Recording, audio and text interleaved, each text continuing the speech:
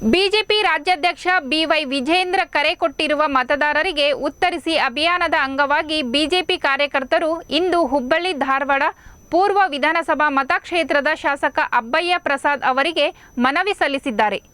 ಈ ವೇಳೆ ಹುಬ್ಬಳ್ಳಿ ಧಾರವಾಡ ಪೂರ್ವ ಕ್ಷೇತ್ರಕ್ಕೆ ಪ್ರಸಕ್ತ ಸಾಲಿನಲ್ಲಿ ತಾವು ತಂದಿರುವ ಅನುದಾನ, ಸರ್ಕಾರದಿಂದ ಬಿಡುಗಡೆ ಮಾಡಿರುವ ಅನುದಾನ ಹಾಗೂ ಕೈಗೊಂಡಿರುವ ಅಭಿವೃದ್ಧಿ ಕಾರ್ಯಗಳ ವಿವರ ನೀಡುವಂತೆ ಜಿಲ್ಲಾಧ್ಯಕ್ಷ ತಿಪ್ಪಣ್ಣ ಮಜ್ಗಿ ಅವರ ನೇತೃತ್ವದಲ್ಲಿ ಮನವಿ ಸಲ್ಲಿಸಿದ್ದಾರೆ. ಬಳಿಕ ಸುದ್ದಿಗಾರರೊಂದಿಗೆ ಮಾತನಾಡಿದ ಬಿಜೆಪಿ ಜಿಲ್ಲಾಧ್ಯಕ್ಷ ತಿಪ್ಪಣ್ಣ ಮಜ್ಗಿ, ಕಾಂಗ್ರೆಸ್ ರಾಜ್ಯದಲ್ಲಿ ಅಧಿಕಾರಕ್ಕೆ ಬಂದ ಬಳಿಕ ಯಾವುದೇ ಅಭಿವೃದ್ಧಿ ಕಾರ್ಯಗಳಾಗಿಲ್ಲ. ಇದನ್ನು ಸ್ವತಃ ಕಾಂಗ್ರೆಸ್ ಶಾಸಕರುಗಳೇ ಪರೋಕ್ಷವಾಗಿ ಹೇಳಿಕೊಂಡಿದ್ದಾರೆ.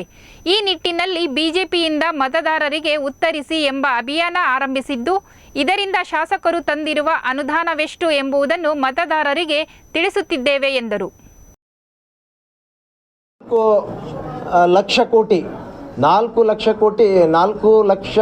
30,00,000 ಇವತ್ತು ಇಷ್ಟು ದೊಡ್ಡ ಶೇರ್ ನಾವು ಇಡೀ ದೇಶದಲ್ಲೇ ಎರಡನೇ ಭಾಳ ಅತಿ ಹೆಚ್ಚು ಶೇರ್ ಕೊಡುವಂಥದ್ದು ನಮ್ಮ ರಾಜ್ಯ. ಇಷ್ಟೆಲ್ಲ ಇಟ್ಕೊಂಡು ನಮಗೆ ಕೊಡೋದು 12 to 13% ರಿಟರ್ನ್ಸ್. ಅದಕ್ಕೆ ಬೇರೆ ಕಡೆ ಮಧ್ಯಪ್ರದೇಶ್, ಉತ್ತರ ಪ್ರದೇಶ್, ಬಿಹಾರಿಗೆ 100%, 200%, 300% ಕೊಡ್ತಾರೆ ಇವರು. ಅದಕ್ಕೆ ನಮ್ಮ ಕನಿಷ್ಠ 50% ಆದರೂ ಪಾಲು ಕೊಡ್ರಿ ಅಂತೇಳಿ ಕೇಳಲಿಕ್ಕೆ ನಾವು ಇವ್ರ ಕಿವಿ ಕಣ್ಣು ಇಲ್ಲ ಅಂತೇಳ್ಬಿಟ್ಟು ನಾವು ದಿಲ್ಲಿ ಜಂತರ್ ಮಂತರ್ನಲ್ಲಿ ಹೋಗಿ ನಾವು ಪ್ರೊಟೆಸ್ಟ್ ಮಾಡಿದ್ದೀವಿ. ಅಲ್ಲಿ ಪ್ರೊಟೆಸ್ಟ್ ಮಾಡಿದರೆ ಮೋದಿಯವರು ಮಾತಾಡ್ತಾರೆ, ಇವರು ದೇಶನ ಹೊಡಿಲಿಕ್ಕೆ ನೋಡ್ತಾರೆ. ಇಡೀ ದೇಶ ಅಂದರೆ ಒಂದು ಅಂಗ ಇದ್ದಂಗೆ ಎಲ್ಲರನ್ನೂ ನೋಡಬೇಕಾಗ್ತದೆ ಅಂತ ಹೇಳ್ತಾರೆ. ಅದೇ ಇವತ್ತು ನಮ್ಮ ಸಿದ್ದರಾಮಯ್ಯವರು ಟ್ವೀಟ್ ಮಾಡಿದ್ದಾರೆ. ನೀವು ಮುಖ್ಯಮಂತ್ರಿಗಳಾಗಿದ್ದಾಗ, ಗುಜರಾತ್ ಮುಖ್ಯಮಂತ್ರಿಗಳಾದಾಗ, ಅವಾಗ ಕೇಂದ್ರ ಸರ್ಕಾರ UPAದಲ್ಲಿ ನಾವೇನು ಭಿಕ್ಷೆ ಬೇಡ್ತಾ ಇಲ್ಲ, ನಮ್ಮ ಶೇರ್ ನಮಗೆ ಕೊಡಿ ಅಂತೇಳಿ ಭಾಳ ದೊಡ್ಡ ಧ್ವನಿಯಲ್ಲಿ ಮಾತಾಡಿದ್ರಿ. ಇಲ್ಲ ಅಂತಂದರೆ ನೀವು ಟ್ಯಾಕ್ಸೇ ಕಲೆಕ್ಟ್ ಮಾಡಬೇಡ್ರಿ, 1 ವರ್ಷ ಬಿಟ್ಬಿಡ್ರಿ, ನಾವು ನಮ್ಮ ತೆರಿಗೆ ನಾವು ಇಟ್ಕೊಳ್ತೀವಿ ಅಂತೇಳಿ ಆ ಮಟ್ಟದಲ್ಲಿ ಮಾತಾಡಿದವರು ಆವಾಗ ದೇಶ ಹೊಡೆಯೋ ಪರಿಸ್ಥಿತಿ ಇರಲಿಲ್ಲ. ನೀವು ಯಾವ ನೈತಿಕತೆ ಇವರಿಗೆ ಏನು ಬೇಕಾದ ಮಾತಾಡ್ತಾರೆ. BJPಯವರು 2 ನಾಲಿಗೆ, CM ಇದ್ದಾಗ ಒಂದು ಮಾತಾಡ್ತಾರೆ, ಪ್ರೈಮ್ ಮಿನಿಸ್ಟರ್ ಆದಾಗ ಒಂದು ಮಾತಾಡ್ತಾರೆ. ಇವತ್ತು ಇವರಿಗೆ ನೈತಿಕತೆ ಇಲ್ಲ ಕೇಳಲಿಕ್ಕೆ.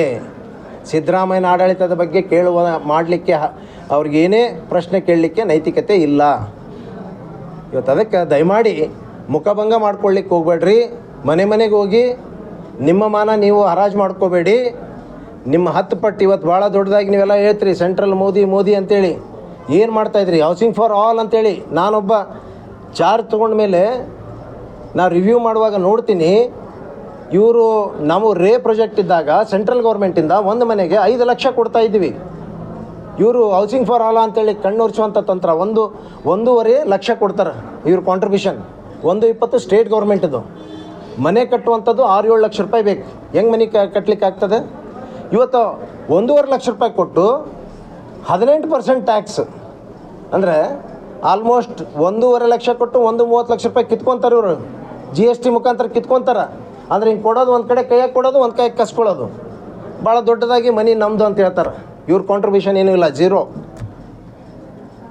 ಕೇಳಿ ಹೊರ್ತು ಅವ್ರು ಎಷ್ಟು ಕೊಡ್ತಾ ಇದ್ದಾರೆ ಸೆಂಟ್ರಲ್ ಗೌರ್ಮೆಂಟ್ ಒಂದು ಮನೆಗೆ ಎಷ್ಟು GST ಹಾಕಿ ಕಿತ್ಕೊಳ್ತಾ ಇದ್ದೀರಿ? GST ಹಾಕಿ ಬಡವ್ರ ರಕ್ತ ಹೀರ್ತಾ ಇದ್ದೀರಿ. ಒಂದು ಸೋಪಿಂದ ಹಿಡಿದು, ಒಂದು ಎಣ್ಣೆಯಿಂದ ಹಿಡಿದು, ಸಣ್ಣದು ಏನೇ ಸಾಬೂನು ತೊಗೊಂಡ್ರು ಕೂಡ ಅದ್ರ ಮೇಲೆ GST ಹಾಕಿ ಬಡವ್ರ ರಕ್ತ ಹೀರ್ತಾ ಇದ್ದೀರಿ. ಸಿಕ್ಕಾಪಟ್ಟೆ ನಮ್ಮ ಕಡೆಯಿಂದ ಲೂಟಿ ಮಾಡ್ತಾಯಿದ್ದೀರಿ. ನಮ್ಮ ಹಕ್ಕು ನಮಗೆ ಕೊಡ್ತಾ ಇಲ್ಲ. ನೀವು ಬಡವ್ರು ಮಾಡ್ತಾಯಿದ್ರಿ, ಶ್ರೀಮಂತರು ಮಾಡ್ತಾಯಿದ್ರಿ. ಇವತ್ತು ಇದನ್ನು ತಾವು ಅರ್ಥ ಮಾಡ್ಕೊಳ್ಬೇಕು. ಸುಮ್ಮನೆ ಮೋದಿ ಅಂತ ಕೂಗಿದ್ರೆ ಚುನಾವಣಾ ಹೊತ್ತಿನಲ್ಲಿ ಭಾರತ್ ಬ್ರ್ಯಾಂಡ್ ಪ್ರಾಡಕ್ಟ್ಸ್ ಬರ್ತಾ ಇದೆ ಅಲ್ಲ, ಅವ್ರ ಗಿಮಿಕ್ಸೇ ಅದಲ್ಲ. ಎಲ್ಲನೂ ಕೂಡ ಯಾವುದೇ ದೇಶದ ಹೋರಾಟದಾಗ ಎಲ್ಲಿನೂ ಇರಲಿಲ್ಲ ಇವರೆಲ್ಲ. ಯಾರೊಬ್ಬರು ಕೂಡ ಇವರು ದೇಶಕ್ಕಾಗಿ ಪ್ರಾಣ ತ್ಯಾಗ ಮಾಡೋದಂಥ ಇತಿಹಾಸ ಇಲ್ಲ. ಇವರು ನಮಗೆ ಪಾಠ ಕಲಿಸ್ಕೊಡ್ತಾರೆ ದೇಶಭಕ್ತಿ ಅಂದರೆ ಏನಂತೇಳಿ.